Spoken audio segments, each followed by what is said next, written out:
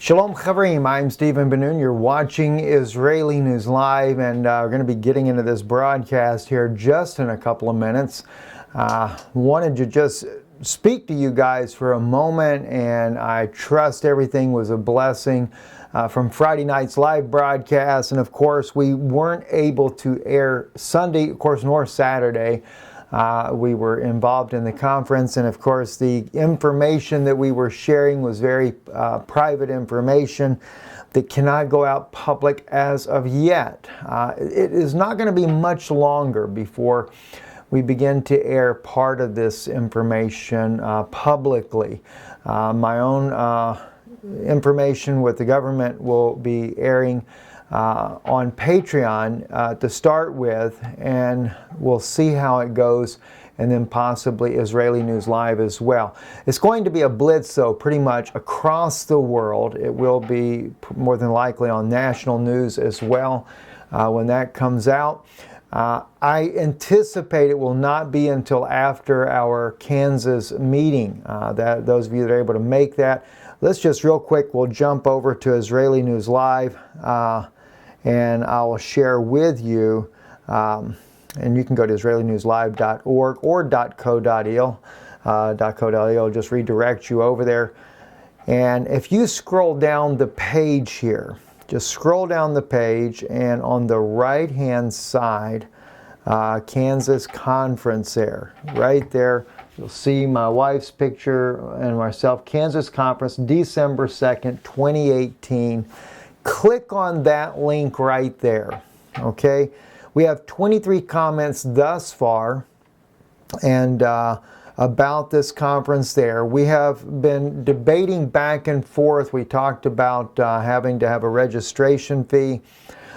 We've talked about maybe not having one. We've always wanted to avoid having registration fees, but we are seeing a pattern, and of course we've been also calculating the cost for travel, etc., to get there.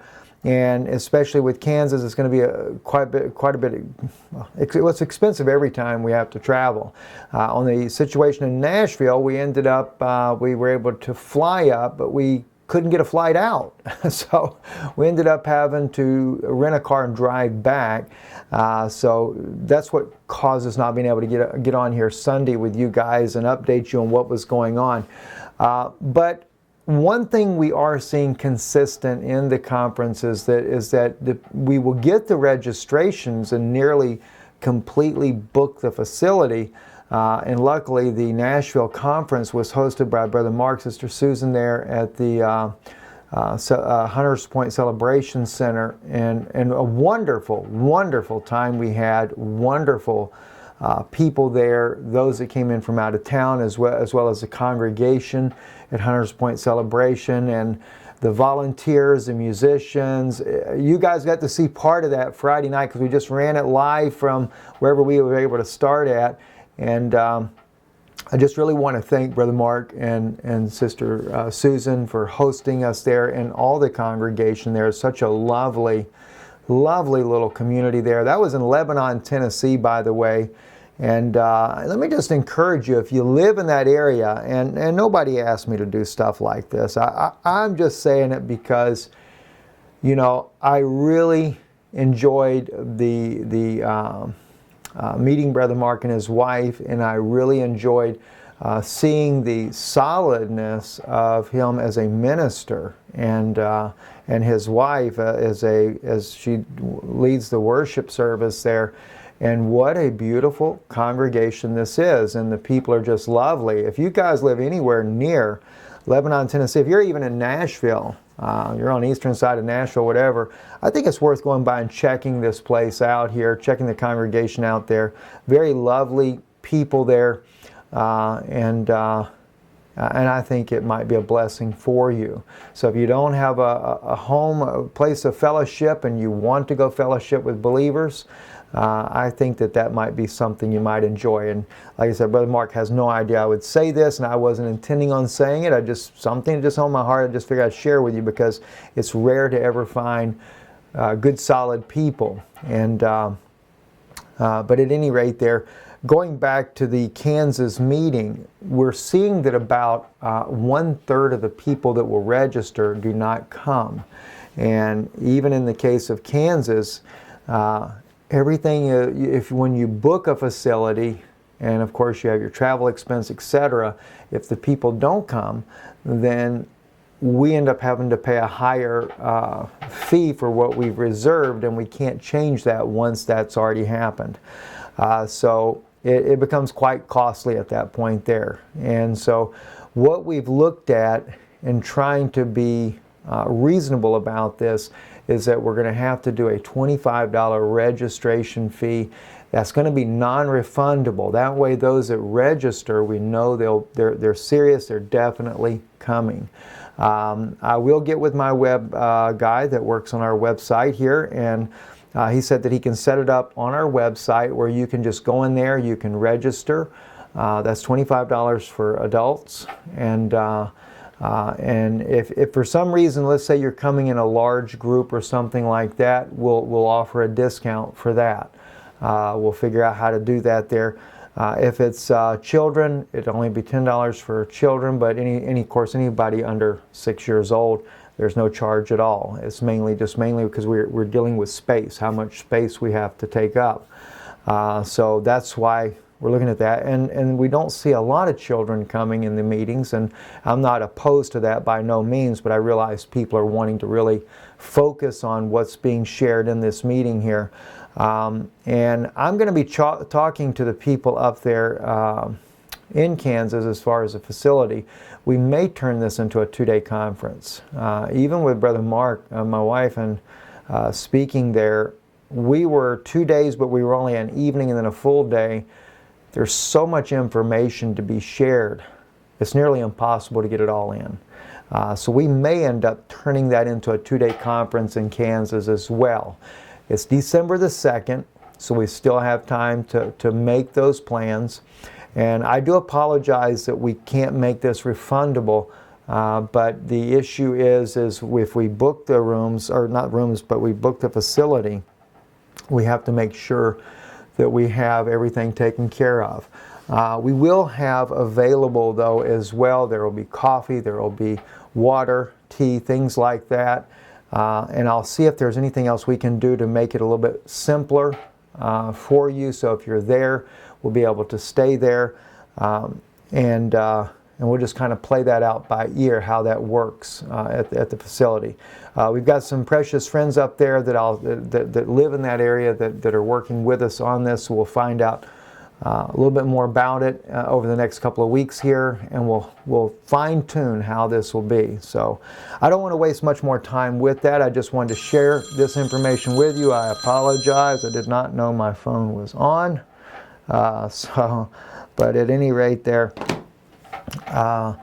that's just for your information. So let's get right into what's going on in the news, guys. And I see we got a whole new group of thumbs downers out there. I wonder how long they'll stick around to do those thumbs down. You know, it really doesn't matter to me, but it's just kind of interesting because, you know, it's always consistent about a dozen people there. But then when you start kind of rubbing someone wrong, they send their group in there to help thumbs down it as well. So we figure we probably have somebody not very happy with us right now. I really trust that message that we did Friday night, that we did air live, was a blessing to you guys. I know it was a lot of information in a short period of time, and I'm actually going to be doing today on Danoon Institute, I'm going to go back into the part about Sukkot.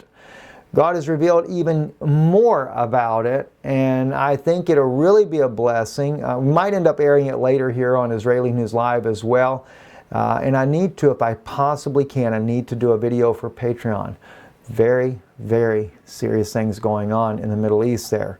There's some things I'll share here with you guys. I'm not going to hold back, especially when there's critical things, but when it gets into issues that I'm a little more concerned about who hears it, we just got to be careful. So at any rate there, I'll be updating you guys as soon as I possibly can. What we're finding out right now in Russian news here on nose4news.net, actually it's not Russian news here, this one here isn't, I don't think here, is that Russia and Turkey are going to create a buffer zone in Syria. They have agreed on this Monday. President Erdogan, President Putin there, and of course President Erdogan is, to me, is just a thug to begin with. They have agreed to do a buffer zone there in Idlib. This is very, very tragic in my opinion, because that means those Syrian civilians that are trapped inside of there will still be under the terrorists that are running that organization there, or running that city and its provinces. But I'm going to show you in just a second an image of that was on Twitter here in just a moment. I want to show you something that I'm seeing that's going on that's very concerning. Russian President Vladimir Putin and his Turkish counterpart Recep Tayyip Erdogan above agreed to create a demilitarized zone between militants and the government troops in Syria's Idlib after long talks on Monday, Russian media reported. The two leaders recognized the need to avert a crisis in the province of Idlib, which has strong presence of militant groups and their infrastructure. To defuse the situation, they agreed to create a 15 to 20 kilometer wide demilitarized zone between the government troops and militants before October the 15th, after the full withdrawal of hardline militants, including the Jabhat al-Nusra Front. The area. All heavy weaponry, including tanks and artillery, will be withdrawn from the zone before the October 10th, Putin said. Now, if it really happens that way, that would be good. But what's bothering to me is there's no mention of Al-Qaeda, no mention about all those little small groups that are part of Al-Qaeda, Al-Nusra. So that's still a little bit concerning. But yet, will this stave off a military intervention by the United States and their allies? Maybe, but maybe not. And I'm telling you, it's not looking good at all. To give you an idea of what that zone would look like, here it is here on the screen for you now. Of course, you have the little city of Idlib right here. This is where those refugee camps are, is on the Turkish border up in this area here. But a buffer zone, they should have just given a little buffer zone along the Turkish border and allow them to retreat into that little area there and let these citizens be rescued in here. But it's not going to be that way. Now they're going to make a buffer zone here so that the forces of Syria cannot recapture this province here. But here's what I wanted you to notice that was really concerning to me. All right, this is the Idlib province, just this area here. Why then, because see, it's no buffer zone here, notice that green area. They still go in there. There's a space in between that and Aleppo here. This is clearly beginning to define what we had heard about before, that Ben Gurion, the former Prime Minister of Israel, the first Prime Minister of Israel, it spoke about how that Syria would be divided in the future between Turkey and Israel. They would be defeated in a war, and the lands would be divided between the Turkish government and Syria. Is this what we're seeing? Is it slowly but surely Turkey is broadening their borders, Russia and Turkey in their buffer zone, Russia to keep the Syrians out, the Turks to keep the jihadists in their place, which is a laughing stock because Turkey is known to do nothing but fund terrorists. So it's just really, really disturbing to me. We also have, too, in Russian news called, Syrian news, that is, I apologize, that is showing inside this was in the Russian language. Oh, wow, the video unavailable. Let me see if we can reboot this. I don't want to lose this, guys. This is very, very, very important. They were able to get some video footage from inside this militant groups here, the white helmets there. They were meeting and they were planning their...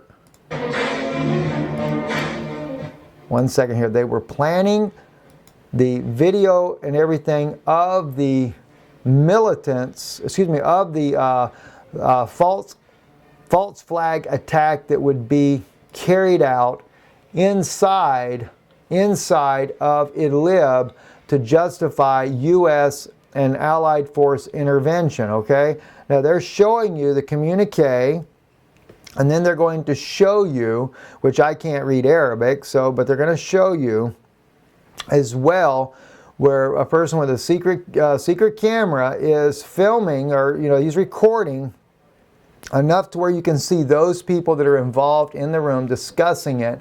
And what they're doing is they're discussing that they can't make any mistakes in this video footage. They're talking about the need to be as accurate as possible. The people on the ground can't be moving. You have to appear as if you're dead. This is what Russia is talking about when they say they had evidence that they're staging this whole scenario that's going on there. So it's very troubling. And so you can actually, if I turn the volume up on this, anybody that speaks Arabic, see, look there, he's showing how you're supposed to do, shaking on the ground, flopping around, practicing it for staged purposes. I mean, let me play that for you guys again. All right, back it up. See, there he is on the ground. All right, now you got to keep in mind, whoever's doing it is trying to do it to where nobody can see he's got a camera, or maybe he's got his phone in his hand and he just acts like he's carrying it around and not doing anything. But the guy here, there's his head, his body is going that way. So the guy's kind of got the phone upside down. And what they're doing is they're showing how do you have to act. I back it up a little bit further. He's just now sitting down on the ground there. You see his hand here.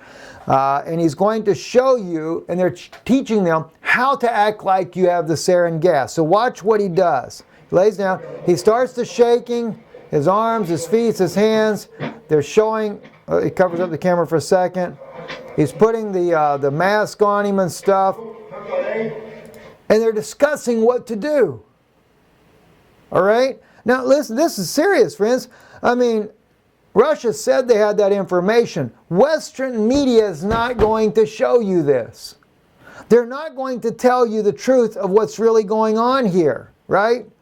We've obtained exclusive raw footage of the white helmets operating in an unidentified location in Syria where allegedly the Syrian government forces had used CW, okay, chemical weapons. First video, watch carefully. Now watch this.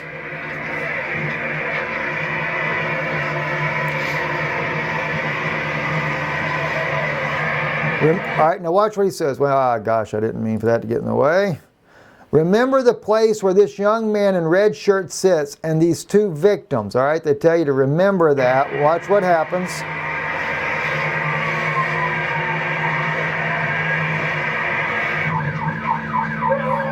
The man in the checkered shirt is what it should say. And this woman with a little girl. All right, let me back up where we can see the little girl. Yeah, she's got the little girl in her arms. See, the little girl's watching the guy as they carry him up to the thing.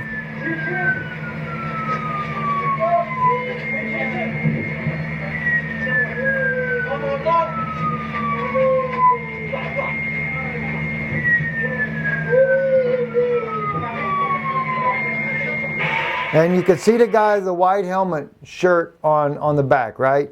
So make sure you guys see this right there. See? There he is, his white helmet's thing there. So whoever is filming this indiscriminately here is trying to make sure they don't see they got a camera on it, but they're actually filming this for the Western media. Let's watch what happens here. Again, throw another guy on the gurney.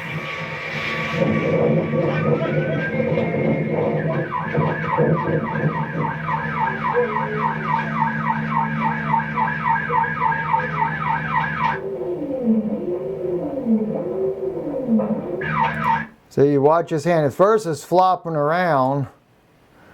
All right. And he gives a signal like thumbs up.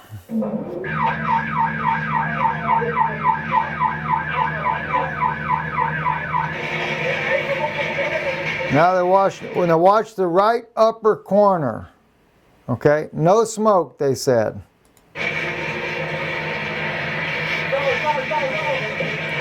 Here's one of the victims is helping a boy. All right? He's he was already a victim, see? See what they're showing you right there on the, oh, I'm pointing the wrong screen. See, he was originally the guy laying on the ground that was being decontaminated. Now he's over here helping another victim when he was supposed to be the victim originally.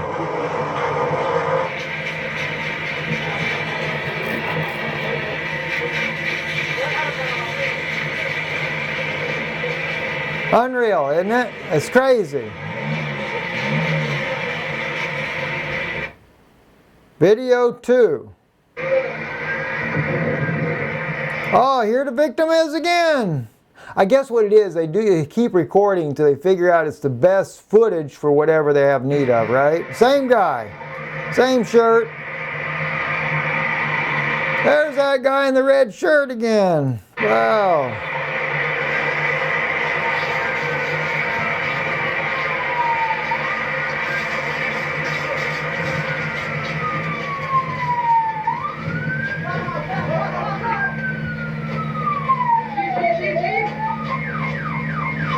All those white helmet jackets on.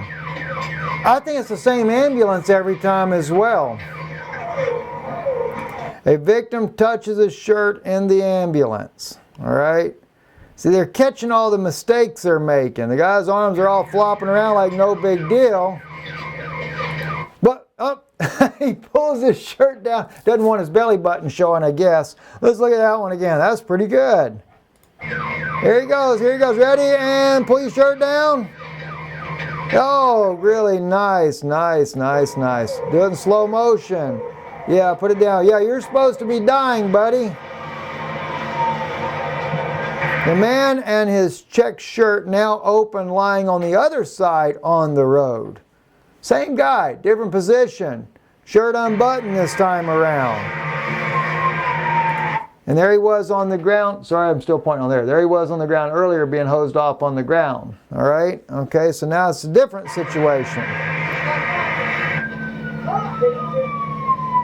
Same ambulance.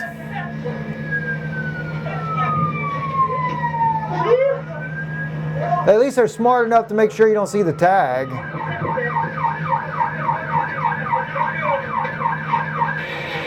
Yeah, by the, whoop, sorry. Let me show you something, guys. Something I just noticed. Watch. All right. I want you to see something I picked up on right when they closed the van door. And a woman with a little girl again, now from the other side of the ambulance. That's what we saw a little earlier. She's on the right side of the ambulance the first time they brought Daddy into the ambulance. Unreal. Now watch, you're going to close the door. This is what gets interesting.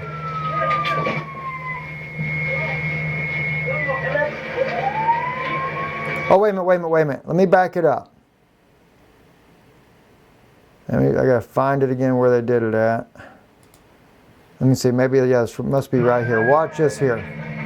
Remember, because here's what's funny. I just said they don't let you see what the tag is on the vehicle, because then you'd be able to identify it. But watch what they made the mistake of on this one too.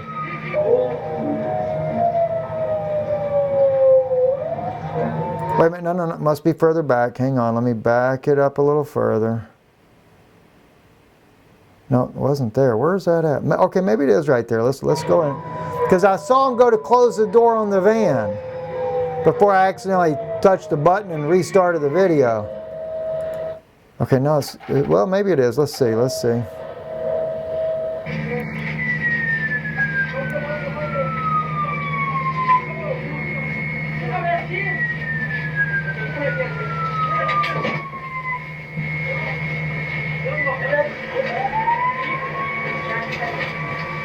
Got to get it at the right point. I apologize, guys, but I want you to be able to see it because I saw it. Yeah, he keeps lifting up his hands. He died and then he has to shake again, right? I apologize we keep going this long, guys, but there it is, right there. There it is. Look at there. No tag. Wonder why. Unless they got the tag on the bumper down there welded or something, but again, That's so that you can't identify it's the same vehicle being used on every single victim.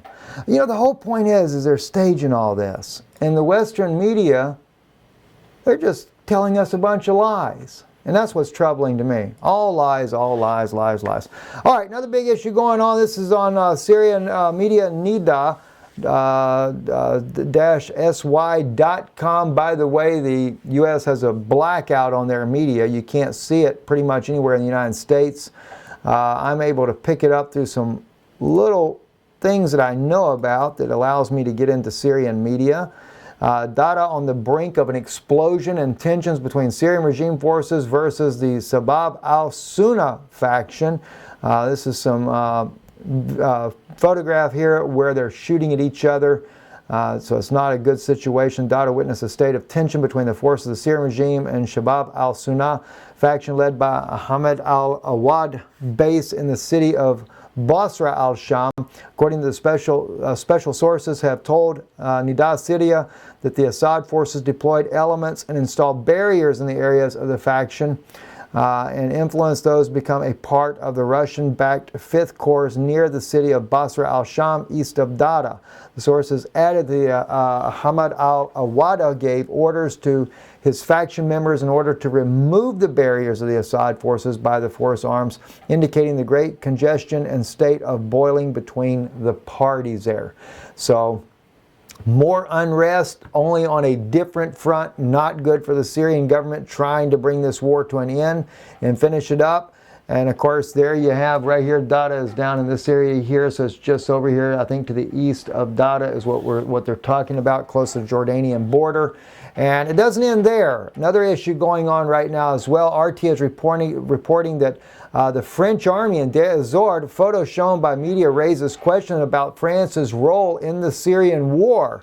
It's beginning to look like France is getting more ready for combat than just being there as an observer and seeing what's going on there. And says a French military vehicle spotted on a photo taken in Deir ez-Zor province has led to questions about the extent of Paris's involvement in the Syrian conflict. The image was reportedly shared by U.S. military on social media. The vehicle in question is wheeled armored personnel carrier equipped with a turret which resembles the French Army's Aravis infantry mobility vehicle. It can be seen in the background of the photo, which purportedly shows U.S. troops lending support to the Syrian armed groups fighting Islamic State in eastern province. And, well, you just know how that goes. It's not going to stop. And that's the type of information we're being given as well from our own sources that we have on the ground in the region there. And we're also being told that if indeed there is a false flag chemical attack, that the United States and the coalition will take on Syria to remove Assad from power. We're being told that if Russia tries to defend Syria, that the U.S. And Great Britain, France, and Germany, which will be running their planes out of Jordan, will actually take on Russia in the region. This is where it gets really, really nasty. We're understanding from what we're being told on the ground there in the region that the Jordanians, the Saudis, and Israel will take on Iran. They will start by taking the Iran bases out of Syria, taking out all of the Iranian military places inside of Syria, which of course will no doubt escalate into a direct confrontation between Iran and Israel, and of course in this case Jordan and the Saudis as well. That's going to put Russia and of course Iran in a very difficult situation. I don't foresee myself the Chinese getting involved. I really don't. But as I have been told, and I will share this with you here, that the United States will not be impervious to military action if indeed this is what takes place. There is a major push between Russia and the United States and the Western powers over the power grab of Syria because of the gas and oil pipeline that would be coming up from Saudi Arabia, the United Arab Emirates. It's part of the Silk Road Initiative to be able to transport oil and gas more economical. I've been sharing over on Patreon already some more insights. I have some new insights I'm going to be talking about that are a little bit more secure that I want to share over there. So I'll be going over there, patreon.com/Israeli News Live. I'll be talking about that later today as well. But it's a very, very serious situation. And what I'm being told is these two superpowers are going to fight it out over who gets Syria, because that means who controls the ports. And by the way, I did say this on Patreon. I'll go ahead and tell you this much right now. One of the ports for the oil and gas will be in Haifa, Israel. This is why Israel is more and more getting involved in the issues when it comes to Syria. And as we know, just this weekend, while we were unable to report, Israeli government once again struck the Damascus airport, the military airport there. It is going to get very nasty, and I've been told that Israel will use weapons that are unknown to the world in this war if this is the direction it goes in, because they're going to secure the oil and gas pipeline there. There are, well, I won't go into everything as of yet. I have to be careful what I say here. So anyway, just wanted to kind of give you guys updates on that. And I've also was told, and I'll share this with you, I'm going to tell you just like it is.